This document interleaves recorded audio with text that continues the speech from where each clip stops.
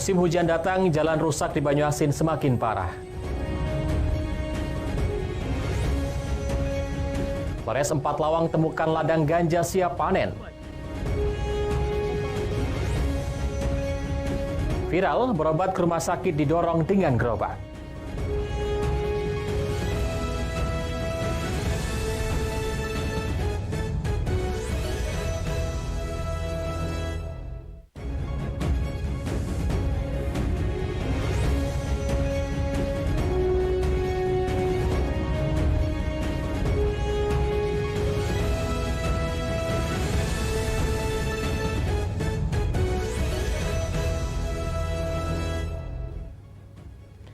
Selamat pagi, apa kabar pemirsa? Senang sekali saya dapat menjumpai Anda dalam Lintas iNews Sumsel. 3 sajian informasi tadi mengawali jumpa kita pada pagi hari ini. Beragam informasi lainnya telah kami siapkan untuk Anda bersama saya, Ari Kristianto. Inilah Lintas iNews Sumsel selengkapnya.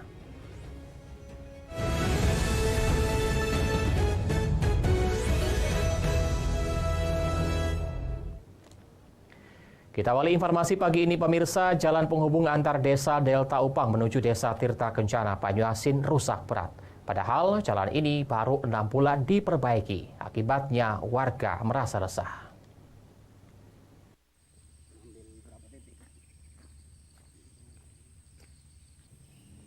Jalan penghubung antar desa Delta Upang menuju ke desa Tirta Kencana, Kecamatan Makartijaya, Kabupaten Banyuasin mengalami kerusakan parah. Padahal menurut warga sekitar, jalan ini baru 6 bulan dilakukan perbaikan dengan sistem pengerasan. Kondisi ini membuat warga mengeluh karena jalan sulit untuk diakses. Untuk melewati jalan harus ekstra hati-hati, pasalnya badan jalan yang rusak akibat lumpur membuat menjadi licin. Terutama untuk belajar, banyak pengendara yang melintas mereka harus jatuh dan mengalami kecelakaan. Jalan semakin parah jika hujan turun, di mana genangan lumpur nyaris tidak bisa dilewati oleh kendaraan. Genangan lumpur akan menyulitkan pengendara yang tidak memiliki alternatif jalan lain. Warga berharap agar jalan yang rusak segera diperbaiki. Pasalnya, selain sebagai urat nadi, jalan ini juga satu-satunya jalan yang ada di desa mereka sebagai jalan penghubung. Harapan kami sebagai kita minta dari pemerintah desa itu ya kalau bisa segera untuk direlasikan perbaikan, tolong dengan aparat hukum, ya kan? Karena ini ya saya tidak tahu ada apa dugaan-dugaan ini, akhirnya masyarakat banyak berpikiran negatif. Teknis anak desa, tenaga teknisnya perlu dilakukan catatan bahwasanya akan dilaksanakan perbaikan kembali. Mudah-mudahan dalam waktu dekat ini pendampingan turun ke lapangan mengecek lokasi itu kembali. Dari Banyuasin, Ahmad Saiful, iNews melaporkan. Sementara itu, lubang besar yang mengangah di tengah jalan di Muara Enim ditanami pohon pisang sebagai tanda bagi kendaraan yang melintas. Selama rusak, jalan ini sering terjadi kecelakaan.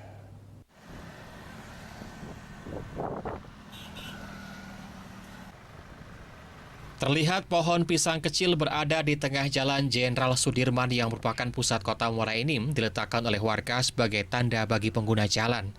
Sebab lubang yang berada di tengah jalan itu telah banyak menelan korban jiwa akibat kecelakaan karena pengendara sepeda motor yang terperosok ke dalam lubang.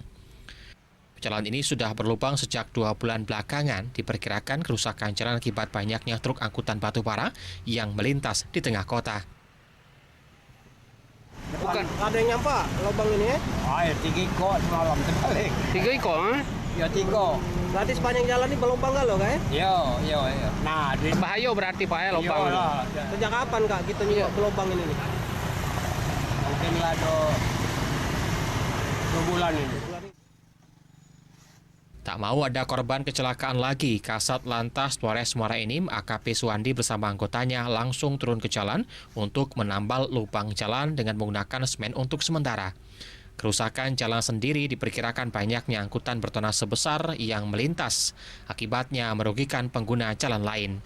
Pihaknya berharap pihak terkait bisa cepat memperbaiki kondisi jalan agar tidak lagi memakan korban dari pengguna jalan lainnya, terutama kendaraan roda 2.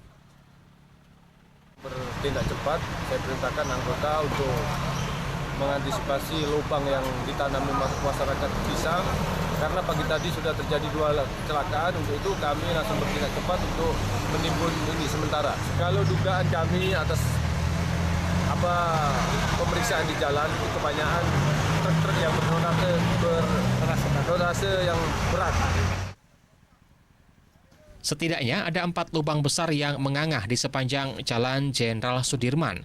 Meski jalan tersebut merupakan jalan negara, namun banyak warga Muara Enim merasakan kerugian akibat jalan yang berlubang. Dari Muara Enim, Edwin Sasatria, iNews melaporkan. Warga di Desa Tanjung Besar, Kecamatan Mekakau Ilir, Oku Selatan resah dengan keberadaan tower milik operator Indosat yang berdiri dan diduga tidak memiliki izin. Namun, walau tidak berizin, tower ini sudah beroperasi.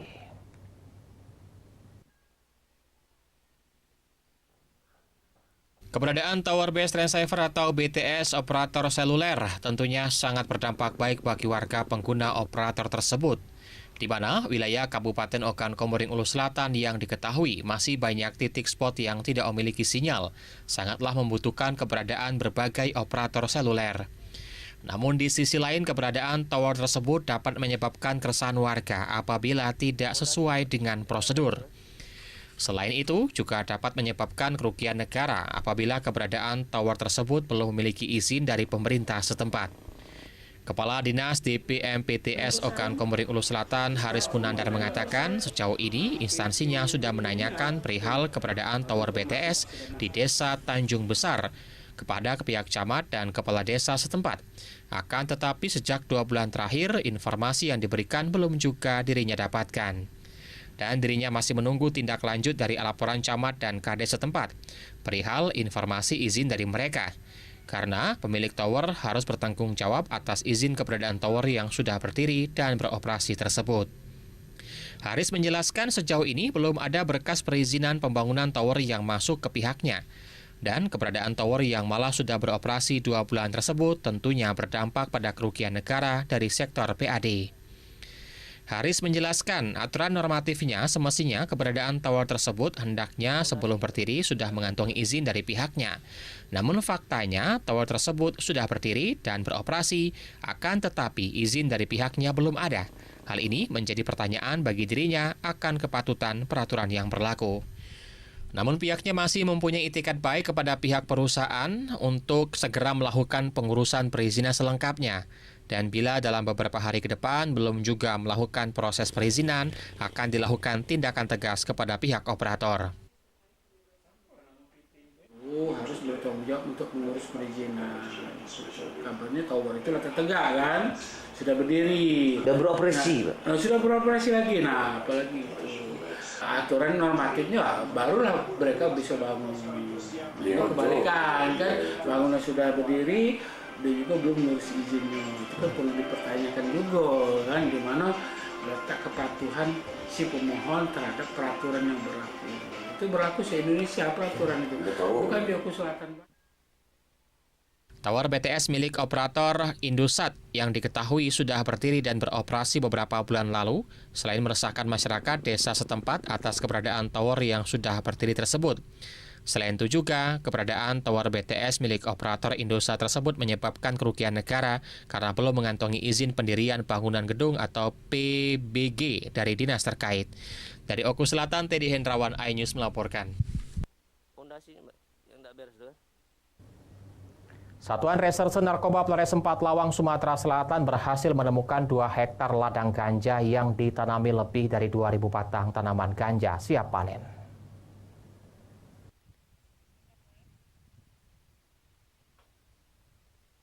Ladang ganja seluas 2 hektar yang berada di kawasan perbukitan Talang Muara 2, Desa Batu Cungul, Kecamatan Muara Pinang, Kabupaten 4 Lawang, digerebek Satuan Reserse Narkoba Polres 4 Lawang. Untuk mencapai lokasi ladang ganja ditempuh perjalanan selama 9 jam dengan berjalan kaki, serta dengan kondisi jalan yang terjal dan licin. Dalam penggerebekan, polisi berhasil mendapatkan 2.000 batang ganja siap panen, sedangkan ketinggian batang antara 1,5 hingga 2 meter. Selain itu, petugas juga menemukan 70 kg ganja kering yang sudah dipak untuk dijual. Dari 2 tersangka yang ada di dalam pondok, 1 orang tersangka berhasil melarikan diri. Sementara itu, 1 tersangka lain atas nama Asmono, 42 tahun, berhasil diamankan. Diakui oleh Asmono menanam ganja sejak 6 bulan terakhir dan baru 1 kali panen. Tersangka berdalih terpaksa menanam ganja karena faktor ekonomi. 111 dan 114. Sudah berapa lama tanaman ganja ini di tanam? 6 bulan. 6 bulan ya. Berapa luasan kira-kira tanaman ganja itu? 2 hektar, Pak. 2 hektar ya? Kira dari 2 hektar itu ada berapa batang? 2.000, Pak. Hah? Berapa? 2.000. Sementara itu, lebih dari 2.000 batang ganja dicabuti untuk dijadikan barang bukti dan sebagian lagi dibakar di lokasi kejadian. Kita menemukan ladang ganja berupa hamparan lebih kurang 2 hektar dengan jumlah lebih dari 2.000 batang. Dengan tinggi tanaman ganja tersebut berkisar antara 1,5 sampai 2,5 meter lebih. Dan ladang ganja tersebut rata-rata sudah siap panen, bisa dilihat dari ganja kering yang sudah siap panen. Guna untuk bertanggungjawabkan perbuatannya, tersangka dikenakan pasal 111 dan 114 Undang-Undang Nomor 35 Tahun 2009 tentang narkotika dan terancam hukuman minimal 5 tahun dan maksimal hukuman mati. Sementara itu, untuk teman tersangka masih dalam pengejaran. Dari 4 Lawang, Amri Wijaya, iNews melaporkan. Pemirsa, viral di media sosial, suami membawa istri yang sedang lumpuh berobat ke rumah sakit di Kota Lubuk Linggau dengan menggunakan gerobak dorong. Nampak di dalam video seorang istri terbaring lemah di dalam gerobak dan dibawa ke rumah sakit Siti Aisyah, Kota Lubuk Linggau.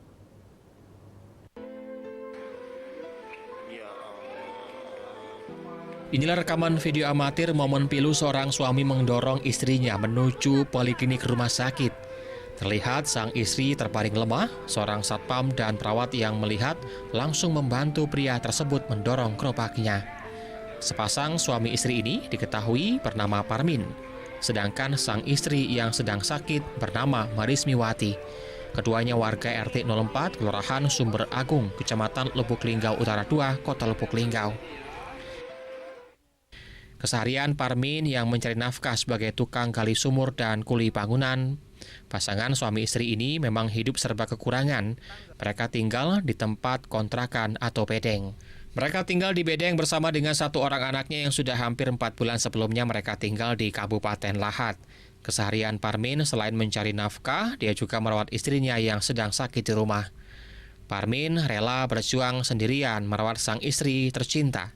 Dan setiap hari memberi makan dan juga memandikan sang istri ditemani anak yang masih kecil. Apa aktivitas Pak Parmin sehari-hari, Bu? Ya nggak ada, dia jaga istrinya sehari-harinya. Kan istrinya nggak ada yang bisa jagain kan. Waktu dia mau buang air kecil, air besar kan. Jadi nggak ada kerjaan dia. Jadi kalau mau nyari rezeki ya dia bawa istrinya keluar. Sang istri mengalami kelumpuhan sejak 8 tahun yang lalu. Awal mula sakit sendiri berawal dari kejang-kejang, kemudian setelah itu istrinya mulai mengalami kelumpuhan. Kalau posisi sekarang ini tidak bisa berjalan, di antara 4 bulan ini, 3 bulan lagi tidak berjalan. Jadi makan disuapin? Makan disuapin. Gitu ya? Nah, selama ini dia ngesot, aku masih bekerja di Lahat, pekerjaanku tukang gali sumur di Lahat. Jadi kalau bapak kerja, ibu dibawa? Tinggal dia apa sama anak ini, waktu dia masih bisa ngesot. Iya. Kalau sekarang diajak? Kalau sekarang ini diajak baca begawe lah, gimana nak begawe. Mana nak nyuapi, mana itu kan gitu. Parmin berharap istrinya mendapat hidayah dan bisa sembuh kembali seperti biasa. Dari Lubuk Linggau, Sudirman, iNews melaporkan. Kasus DBD di Banyuasin meningkat, informasi akan kami hadirkan sesaat lagi.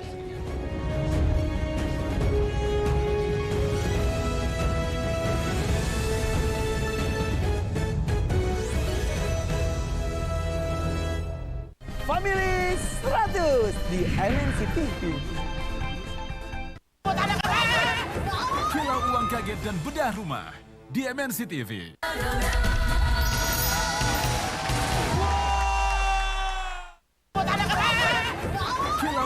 kaget dan bedah rumah di MNC TV. Saksikan Jurnal Lintas iNews Siang hanya di MNC TV. Family 100 di MNC TV.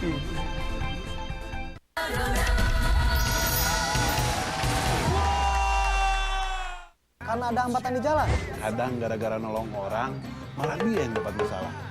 Saksikan Jurnal Lintas iNews Siang hanya di MNC TV. Babak baru kontes primadona Pantura dimulai. Inilah ke-9 primadona yang berhasil melangkah ke panggung sawer. Almera, Lala, Ajeng, Dinda, Faye, Kiki, Rara, Nasya, Dewi.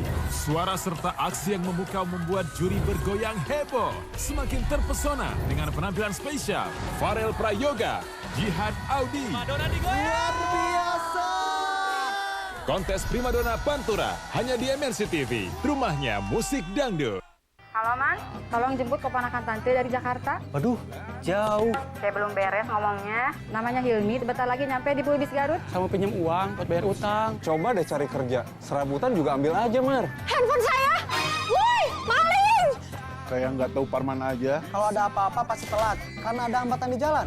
Kadang gara-gara nolong orang, malah dia yang dapat masalah. Kalau masih warga sini mah, masih bisa kita cari. Maling! Awas, awas, awas! Kok Faye datang lagi ya? Pengen jadi juara tiap tahun apa gimana? Aku tuh bawa temen aku dari Lampung. Bisakah duo ini mencuri hati juri? Gue mah suka. Saksikan penampilannya kontes primadona Pantura di MNC TV. Udah lengkap semuanya ini. Siap ini kita ya. Ya, lu ngapain? Bohong persegede gaban ngambek kan bini lu. Aduh, bagaimana sih kagak dapat infonya kali ya? Nah, kita bakalan keliling-keliling ke kota-kota besar. Di Indonesia ada Bandung, ada Jogja, Surabaya. Asik banget, Bang. Iya. Ayo ikut ya. Ya iyalah. Pesta kita.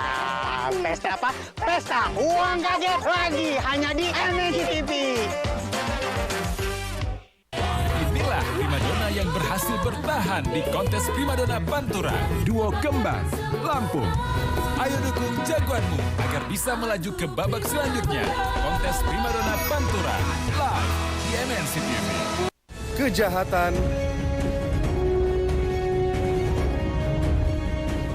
di sekitar kita. Saksikan Jurnal Lintas iNews Siang hanya di MNC TV.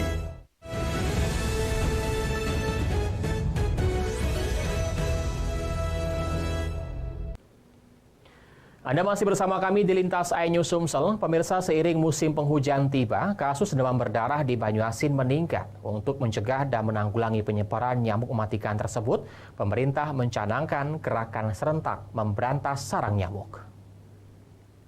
Menangkan kegiatan ini secara resmi dan dapat membuka serta melaksanakan rumah sakit. Seluruh jajaran dinas instansi terkait mulai dari tingkat rumah tangga hingga ke pemerintah daerah, pemerintah Kabupaten Banyuasin mencanangkan gerakan serentak untuk mengantisipasi perkembangan nyamuk Aedes aegypti sebagai penyebab penyakit demam berdarah. Pemerintah serta unsur terkait untuk menekankan pentingnya kesadaran masyarakat untuk menjaga kebersihan lingkungan sebagai upaya preventif menghadapi DBD. Karena mulai dari rumah tangga merupakan cara paling tepat dan efektif untuk mencegah penyebaran penyakit demam berdarah di wilayah masing-masing. Pada tahun 2022 tercatat 220 kasus DBD dengan 2 orang meninggal dunia. Tahun 2023 kasus DBD menurun menjadi 154 kasus dengan 1 orang meninggal dunia. Di Banyuasin, angka penyakit DBD mulai mengalami penyebaran. Mulai dari akhir tahun dan di bulan Desember 2023 hingga akhir Januari 2024 telah terserang mencapai 74 kasus dengan menelan korban jiwa. Kecamatan Talang Kelapa menjadi wilayah dengan kasus DBD tertinggi, yaitu 59 kasus dengan 1 orang meninggal dunia.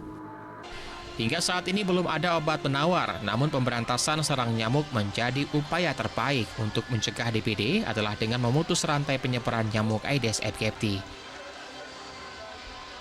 Harapannya tentu seluruh masyarakat dan seluruh pemerintah kabupaten, pegiat kesehatan dan seluruh sektor terkait termasuk instansi vertikal, lembaga, badan, pihak swasta ini bersama-sama secara serentak kita memberantas sarang nyamuk. Harapannya kita dapat menekan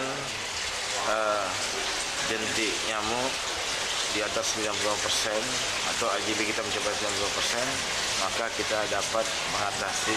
DBD itu ada peningkatan di Kabupaten Banyuasin. Memang setelah kita ketahui ada peningkatan curah hujan, jadi kasus juga meningkat diawali dari akhir tahun 2023 sampai dengan sekarang. Sebetulnya kawan-kawan di lapangan juga sudah bekerja untuk melakukan upaya-upaya pencegahan, dan alhamdulillah hari ini dicanangkan secara resmi oleh Bapak PJ Bupati. Dari Banyuasin, Ahmad Saiful, iNews melaporkan. Beralih ke informasi lainnya, pemirsa, memastikan seluruh kantor pelayanan berjalan secara prima dan bebas pungli, PJ Wali Kota Palembang menggandeng tim cyber dari Kajari maupun Polrestabes Palembang dalam pengawasan pelayanan. Oknum calo yang kedapatan akan dikenakan sanksi hingga penangkapan.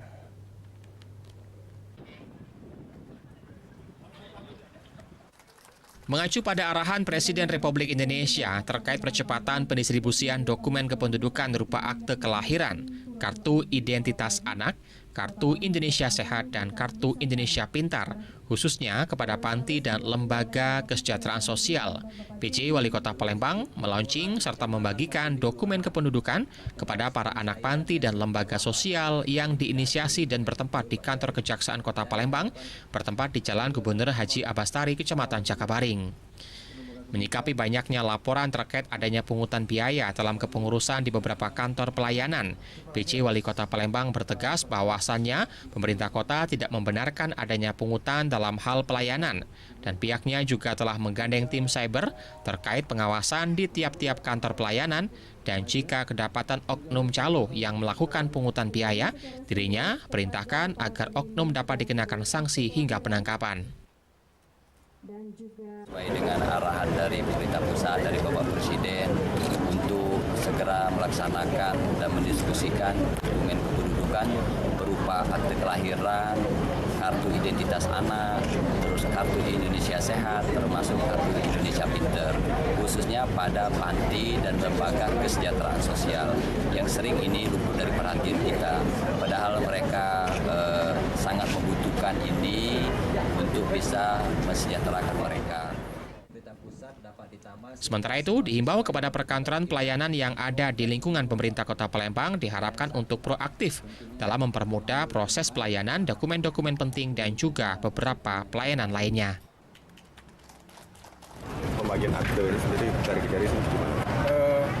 Tadi kan memang launching awal bahwa ada gerakan positif sebagai bentuk kolaborasi kita dengan Pemkot Kota Palembang bersama dengan unsur Forkopimda, bahwa akte lahir ini atau akte kelahiran ini akan kita data dan akan diwujudkan diimplementasikan dengan penerbitan akte. Dari Palembang, Erwin Setiawan, iNews melaporkan.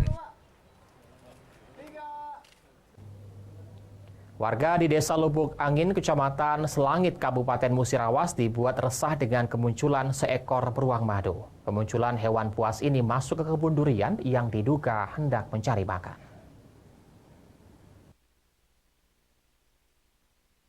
Inilah penampakan jejak kaki beruang madu yang membuat warga di Desa Lubuk Angin, Kecamatan Selangit, Kabupaten Musirawas beberapa hari ini resah karena kehadiran beruang.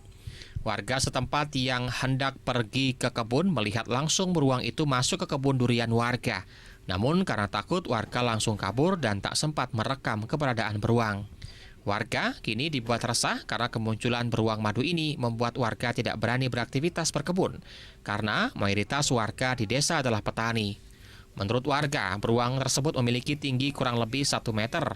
Saat beruang membungkuk, karena khawatir, warga langsung melaporkan penampakan beruang ke petugas PKNKS Wilayah 5 Lubuk Linggau. Bersama dengan kepolisian dan TNI, petugas gabungan berusaha mengevakuasi beruang dengan cara dipasang perangkap agar beruang dapat dievakuasi. Asep, petugas TNKS Wilayah 5 Lubuk Linggau mengatakan, beruang keluar dari dalam hutan diduga untuk mencari makan. Apalagi saat ini di Desa Lubuk Angin sedang musim buah durian. Selain itu pula, di lokasi banyak terdapat sarang madu. Belum ada, hanya memang beberapa kali terlihat sepertinya ini beruang ini terjebak gitu. Karena di sebelah kiri kanannya ada sungai, kemudian di sebelah lainnya itu pemukiman. Kebetulan sungainya lagi tinggi, jadi dia tidak bisa menyeberang sungai. Akhirnya dia lari sekitar dekat pemukiman. Jadi kita coba evakuasi, Pak? Kita coba evakuasi dengan memasang perangkap jebakan. Kini petugas sudah mengantisipasi dengan memasang perangkap kerangkeng agar beruang tak dibunuh warga. Dari Musirawas, Sudirman, iNews melaporkan. Pemirsa, informasi tadi mengakhiri jumpa kita pada pagi hari ini. Jangan lewatkan informasi menarik lainnya dalam Lintas iNews Sumsel, Senin sampai Jumat pukul 5.30 waktu Indonesia Barat. Saya Ari Kristianto mewakili teman-teman yang bertugas mengucapkan terima kasih atas kebersamaan Anda. Selamat pagi dan selamat beraktivitas.